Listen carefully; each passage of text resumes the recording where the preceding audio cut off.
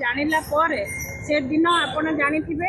ଆମେ ଶୁଣିବାକୁ ପାଇଛୁ ସେ ଜାଗାରୁ ଯେ ଲୋକାଲ ଏମଏଲଏ ମଧ୍ୟ ସେଠି ଗୋଟେ ଭୋଜି ଦେଇଥିଲେ ଯେଉଁ ସ୍କୁଲରେ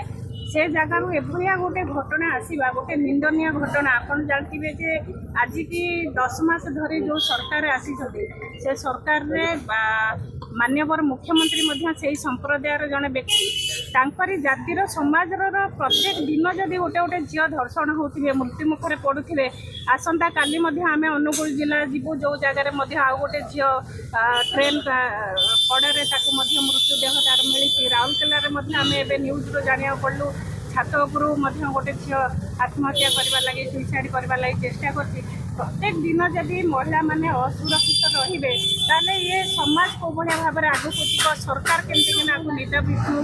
साजिकी बसी तेणु निश्चिंत भाव में विजु जनता दल तरफ आम आसी आज महिला माने मिसी आज मो सांगे अच्छा पूर्वतन सांसद शर्मिता सेठी पूर्वतन सांसद राजश्री मल्लिक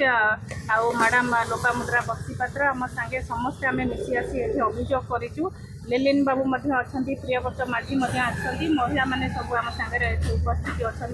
तेणु मुझे आशा और विश्वास रखू आज सरकार कोभली भाव में निदा विष्णु साजिश जो सरकार संप्रदायर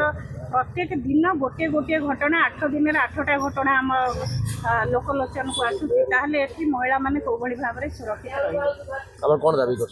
आम दाबी करूँ जदि आदिवासी हॉस्टेल रे आम जनईचु यही 10 मास भितर 26टा केस आसी जो हॉस्टेल भितर से अत्याचार कर 7टा मृत्यु केस आम कमिशन को देचु से सरकार पाखे अभियोग जोटा दिखाई से आने आने आम निजे केस हाथ को नबू आ केस केमती समाधान हो पार चेष्टा करूँ।